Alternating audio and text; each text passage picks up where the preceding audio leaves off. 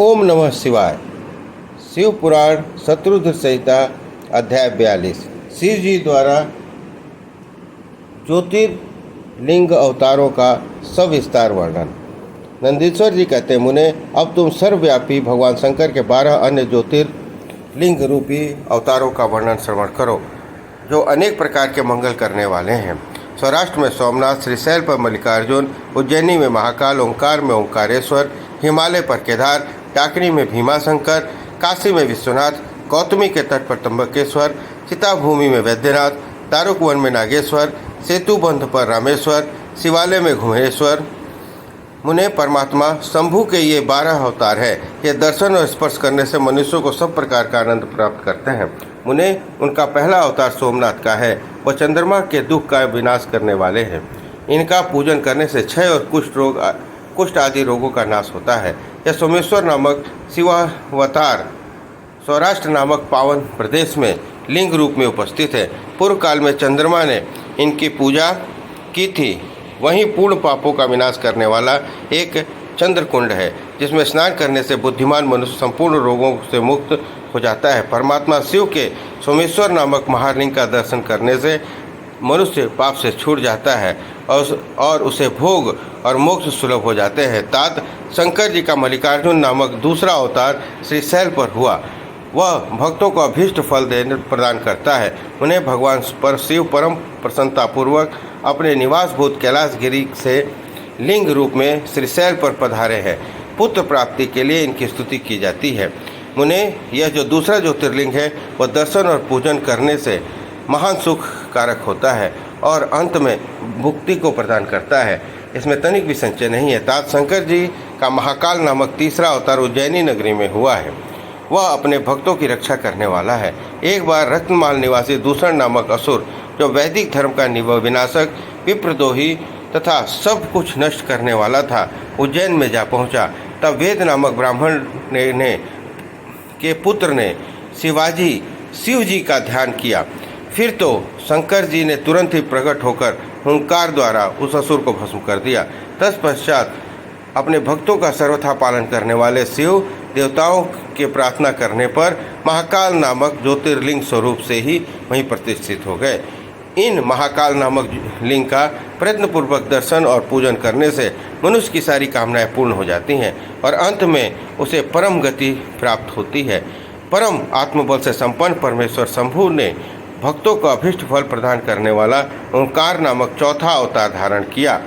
मुने विंध्यगिरी में भक्ति पूर्वक विधि विधान से शिव जी का पार्थिव लिंग स्थापित किया गया। उसी लिंग से विंध्य का मनोरथ पूर्ण करने वाले महादेव प्रकट हुए। तब देवताओं ने के प्रार्थना करने पर भुक्ति मुक्ति के प्रदाता भक्तवत्सल लिंग रूपी शंकर वहाँ 2 रूपों में विभक्त हो गए। मुनीश्वर उनमें एक भाग ओंकार में ओंकारेश्वर के नाम से उत्तम लिंग के रूप में प्रतिष्ठित हुआ और दूसरा पार्थिव लिंग परमेश्वर नाम से प्रसिद्ध हुआ। मुने इन दोनों में जिस किसी का भी दर्शन पूजन किया जाए, उसे भक्तों का अभिलाषा पूर्ण करने वाला समझना चाहिए। महामुने, इस प्रकार मैंने तुम्हें इन दोनों महादिव्य ज्योतिर्लिंगों का वर्णन सुना दिया। परमात्मा शिव के 5वें अवतार का नाम है केदारेश। यह केदार के ज्योतिर्लिंग के रूप में उपस्थित हुए हैं। मुने, वहाँ श्रीहरि के जो नर नारायण नामक अवतार हैं, उनके प्रार्थना करने पर शिव जी हिमगिरी के केदार शिखर पर स्थित हो गए। वे दोनों उस केदारेश्वर लिंग की नित्य पूजा करते हैं। वहाँ शंभु दर्शन और पूजन करने वाले भक्तों को अभीष्ट प्रदान करते हैं। तात सर्वेश्वर होते हुए भी शिव इस खंड के विशेष रूप के स्वामी हैं। शिव जी का यह अवतार संपूर्ण अभीष्टों को प्रदान करने वाला है। महाप्रभु शंभु के 6ठे अवतार का नाम भीमाशंकर है। इस अवतार में उन्होंने बड़ी बड़ी लीलाएं की हैं और भीमासुर का विनाश किया है। कामरूप देश के अधिपति राजा सुदक्षिण शिव जी के भक्त थे। भीमासुर उन्हें पीड़ित कर रहा था। तब शंकर जी ने अपने भक्त को दुख देने वाले उस अद्भुत असुर का वध करके उनकी रक्षा की। फिर राजा सुदक्षिण के प्रार्थना करने पर स्वयं शंकर जी डाकिनी में भीमाशंकर नामक ज्योतिर्लिंग स्वरूप में से स्थापित हो गए। मुने, जो समस्त ब्रह्मांड स्वरूप तथा भोग मोक्ष प्रदाता है, वह विश्वेश्वर नामक 7वां अवतार काशी में हुआ। मुक्तिदाता सिद्ध रूप स्वयं भगवान शंकर अपनी पूरी काशी में ज्योतिर्लिंग स्वरूप में उपस्थित हैं। विष्णु आदि सभी देवता कैलाशपति शिव और भैरव नित्य उनकी पूजा करते हैं। जो काशी विश्वनाथ के भक्त हैं और नित्य उनके नामों का जाप करते हैं, वे कर्मों से निर्लिप्त होकर कैवल्य प्रद की भागी होते हैं। चंद्रशेखर शिव का जो त्र्यंबक नामक 8वां अवतार है, वह गौतम ऋषि के प्रार्थना करने पर गौतमी नदी के तट पर प्रकट हुआ था। गौतम की प्रार्थना से उन मुनि को प्रसन्न करने के लिए शंकर जी प्रेम पूर्वक ज्योतिर्लिंग स्वरूप से वहाँ आंचल होकर स्थित हुए थे और उन महेश्वर का दर्शन और स्पर्श करने से सारी कामनाएं सिद्ध हो जाती है। तत्पश्चात मुक्ति भी मिल जाती है। शिव जी के आग्रह से शंकर प्रिया परम पावनी गंगा गौतम के स्नेहवश वहाँ गौतमी नाम से प्रवाहित हुई हैं। इनमें 9वां अवतार वैद्यनाथ नाम से प्रसिद्ध है। इन अवतारों में बहुत सी विचित्र लीलाएं करने वाले भगवान शंकर रावण के लिए आविर्भूत हुए थे।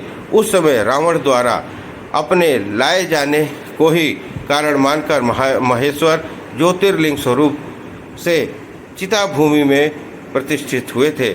उस समय से वे त्रिलोकी में वैद्यनाथेश्वर नाम से विख्यात हुए हैं।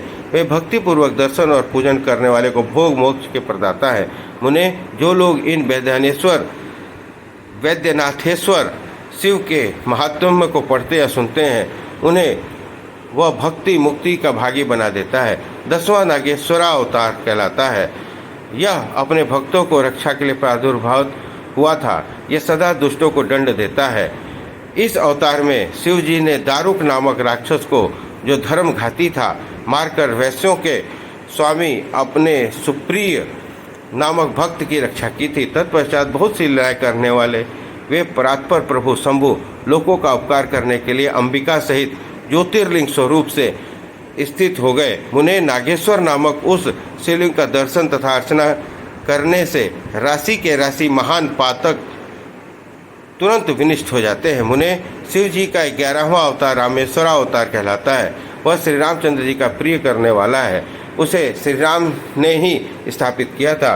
जिन भक्त वत्सल शंकर ने परम प्रसन्न होकर श्री राम को प्रेम पूर्वक विजय का वरदान दिया, वे ही लिंग रूप में आविर्भूत हुए। मुने, तब श्री राम के अत्यंत प्रार्थना करने पर वे सेतु बंधन पर ज्योतिर्लिंग रूप से उपस्थित हो गए। उस समय श्री राम ने उनकी भली भांति सेवा पूजा की। रामेश्वर की अद्भुत महिमा की भूतल पर किसी से तुलना नहीं की जा सकती है। ये सर्वदा भक्ति मुक्ति के प्रदायिनी और भक्तों की कामना पूर्ण करने वाली है। जो मनुष्य सद्भक्ति पूर्वक रामेश्वर लिंग को गंगा जल से स्नान कराएगा, वह जीवन मुक्त ही है। वह इस लोक में जो देवताओं के लिए भी दुर्लभ है, ऐसे संपूर्ण भोगों को भोगने के पश्चात परम ज्ञान को प्राप्त होगा। फिर उसे कैवल्य मोक्ष मिल जाएगा। घुमेश्वरा अवतार शंकर जी का 12वां अवतार है। वह नाना प्रकार की लीलाओं का कर्ता, भक्तवत्सल तथा घुष्मा को आनंद देने वाला है। मुने, घुष्मा का प्रिय करने के लिए भगवान शंकर दक्षिण दिशा में स्थित देवशैल के निकटवर्ती एक सरोवर में प्रकट हुए। मुने, घुष्मा के पुत्रों को सुदेह ने मार डाला था। उसे जीवित करने के लिए घुष्मा ने शिव जी की आराधना की। तब उनकी भक्ति से संतुष्ट होकर भक्तवत्सल शंभु ने उनके पुत्रों को बचा लिया। तदंतर कामनाओं को पूरक शंभु घुष्मा की प्रार्थना से उन्हें तड़ाग में ज्योतिर्लिंग के रूप में उपस्थित हो गए। उस समय उनका नाम घुष्मेश्वर हुआ। मनुष्य उस शिवलिंग का भक्तिपूर्वक दर्शन और पूजन करता है। वह इस लोक में संपूर्ण सुखों को भोगकर अंत में मुक्ति लाभ करता है। सनत कुमार जी, इस प्रकार मैंने तुम्हें इस 12 दिव्य ज्योतिर्लिंगों का वर्णन किया। ये सभी भोग और मोक्ष के प्रदाता हैं। जो मनुष्य ज्योतिर्लिंगों की इस कथा को पढ़ता या सुनाता है, वह संपूर्ण पापों से मुक्त हो जाता है और भगवान मोक्ष को प्राप्त करता है। इस प्रकार मैंने इस शत्रुद्र नाम की संहिता का वर्णन कर दिया। यह शिव के 100 अवतारों की उत्तम कीर्ति से संपन्न और संपूर्ण अभीष्ट फलों को देने वाली है। जो मनुष्य इसे नित्य समाचित हित से पढ़ता अथवा सुनाता है, उसकी सारी लालसाएं पूर्ण हो जाती हैं और अंत में उसे निश्चय ही मुक्ति मिल जाती है। इस प्रकार शिव पुराण शत्रुद्र संहिता अध्याय 42 संपन्न हुआ। बोलिए हर हर महादेव।